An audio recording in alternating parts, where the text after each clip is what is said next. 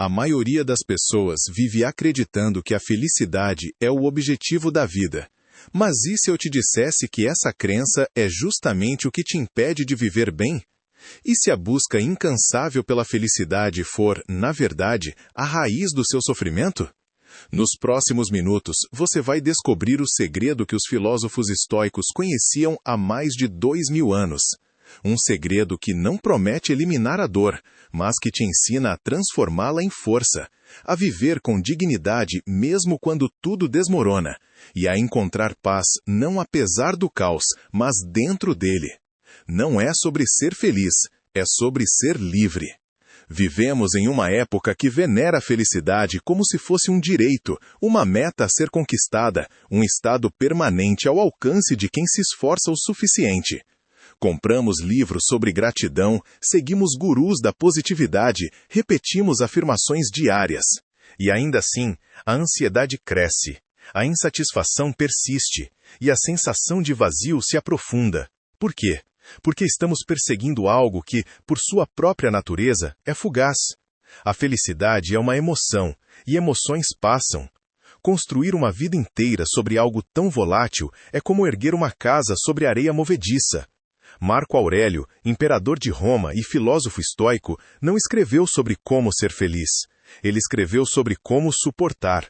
Como comandar exércitos, governar um império em colapso, enfrentar traições e perdas, e ainda assim manter a alma intacta. Ele não buscava prazer, ele buscava tranquilidade. E essa distinção muda tudo. Porque a tranquilidade não depende de circunstâncias externas. Ela nasce da aceitação profunda de uma verdade incômoda. Você não controla quase nada do que acontece, mas controla completamente como responde. Pense em um momento recente em que você se sentiu ansioso, frustrado ou com raiva. Agora pergunte a si mesmo: o que realmente te perturbou? Foi o evento em si? Ou foi a diferença entre o que aconteceu e o que você esperava que acontecesse? A maior parte do nosso sofrimento não vem da realidade, mas da resistência a ela. Queremos que as pessoas ajam de determinada forma, que o clima colabore, que o trânsito flua, que o corpo obedeça, que o futuro seja previsível. E quando nada disso acontece, entramos em guerra com a vida. Uma guerra que nunca podemos vencer. Epiteto, outro grande estoico, era um escravo antes de se tornar filósofo. Ele sabia melhor do que ninguém o que é viver sem liberdade física. E foi justamente na condição mais opressora que ele descobriu a única liberdade verdadeira, a liberdade interior. Ninguém pode te forçar a pensar ou sentir de determinada maneira. Ninguém pode invadir o santuário da tua mente sem permissão. Essa é a fortaleza que ninguém pode sitiar. Mas a maioria de nós entrega essa fortaleza voluntariamente, permitindo que opiniões alheias, notícias ruins, memórias dolorosas e medos futuros ocupem o único espaço que realmente nos pertence. Aqui está a reviravolta. Aceitar a realidade não é desistir, é o oposto. É a única forma de agir com clareza. Quando você para de lutar contra o que já é, libera a energia para mudar o que ainda pode ser transformado. O estoicismo não é passividade, é precisão. É saber distinguir entre o que está sob seu controle e o que não está, e investir toda a sua força no primeiro. Você não controla a opinião dos outros, mas controla se vai deixar que ela te defina. Você não controla a morte, mas controla como vive enquanto está vivo. Você não controla o passado, mas controla o significado que dá a ele. Pense em alguém que te magoou profundamente. Agora imagine que essa pessoa nunca vai pedir desculpas, nunca vai reconhecer o erro, nunca vai mudar. O que você faz? A maioria das pessoas carrega o ressentimento como se fosse uma medalha de honra, uma prova da injustiça sofrida. Mas o ressentimento não pune quem te feriu. Ele te prende ao passado, te corrói por dentro, te rouba o presente. Perdoar não é absolver, é libertar a si mesmo. É dizer, você não tem mais poder sobre mim. Isso é controle. Isso é liberdade. Agora, uma pausa honesta. Se essas ideias estão ressoando com você, se está começando a sentir que existe uma forma diferente de encarar a vida, inscreva-se no canal. Não porque eu quero números, mas porque você merece um espaço onde a reflexão é valorizada, onde a pressa não dita o ritmo, onde a profundidade ainda importa. E deixe um comentário. Qual verdade incômoda você precisa aceitar hoje? Não para mim, mas para você mesmo. Escrever é clarear. Escrever é comprometer-se. Vamos falar sobre medo. Não o medo do perigo real, mas o medo imaginário que governa a maioria das nossas decisões. O medo de falhar, de ser julgado, de perder, de não ser suficiente. Esse medo não te protege, ele te paralisa. E a ironia cruel é que, ao evitar o que tememos, garantimos que nunca vamos superá-lo. Sêneca, filósofo e conselheiro de imperadores, escreveu algo devastador.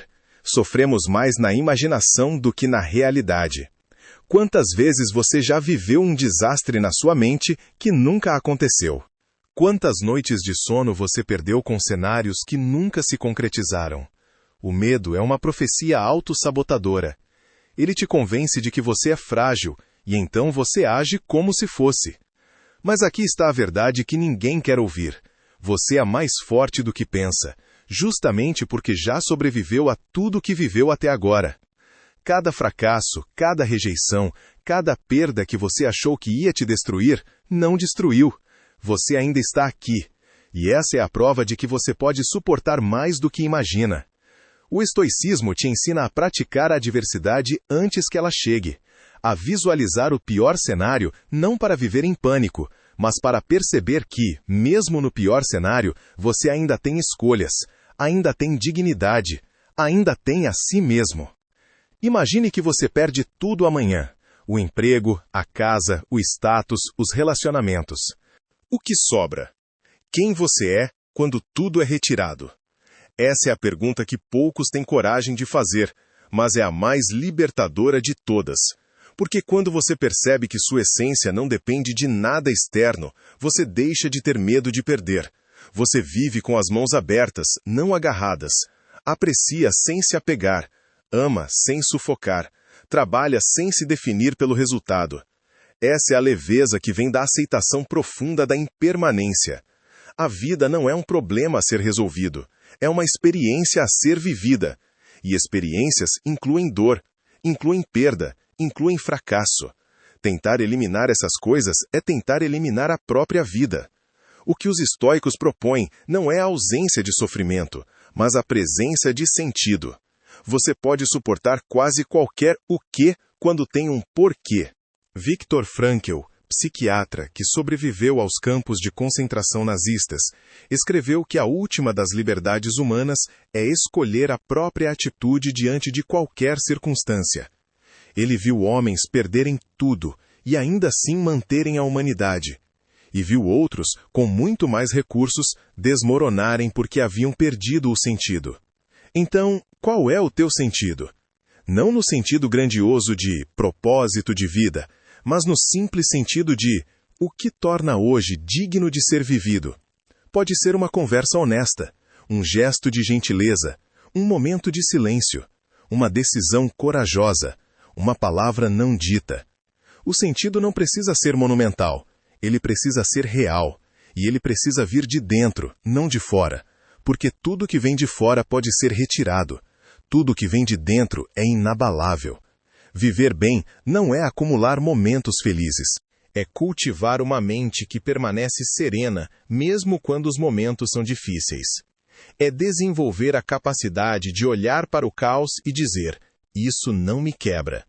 É aprender a distinguir entre o que importa e o que é apenas ruído.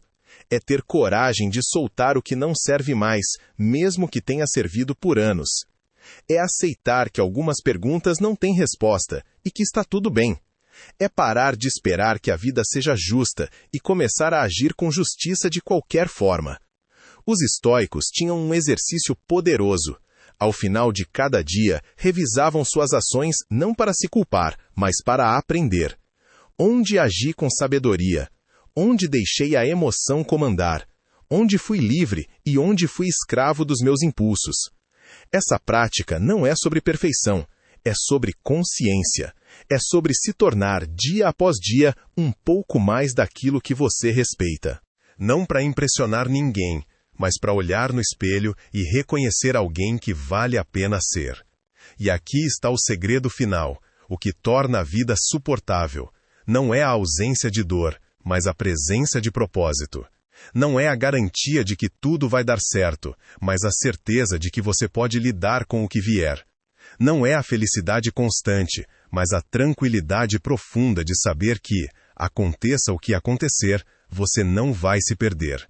Porque você sabe quem é, você sabe o que valoriza, e você sabe que a única coisa que ninguém pode tirar de você é a forma como você escolhe estar no mundo. A vida é dura, sempre foi, sempre será. Mas dentro dessa dureza existe uma beleza selvagem, uma força silenciosa, uma dignidade inabalável. E quando você para de lutar contra a natureza da existência e começa a dançar com ela, algo muda. Porque você sabe quem é, você sabe o que valoriza, e você sabe que a única coisa que ninguém pode tirar de você é a forma como você escolhe estar no mundo. A vida é dura, sempre foi, sempre será. Mas dentro dessa dureza existe uma beleza selvagem, uma força silenciosa, uma dignidade inabalável. E quando você para de lutar contra a natureza da existência e começa a dançar com ela, algo muda. Não lá fora, aqui dentro. E essa mudança interna é a única revolução que realmente importa. Não porque torna tudo fácil, mas porque torna tudo suportável. E no final, suportável com graça é tudo o que precisamos ser. Você não precisa ser feliz o tempo todo, você só precisa ser livre. Livre da necessidade de aprovação, livre do medo da rejeição, livre da prisão das expectativas. E essa liberdade não está em algum lugar distante.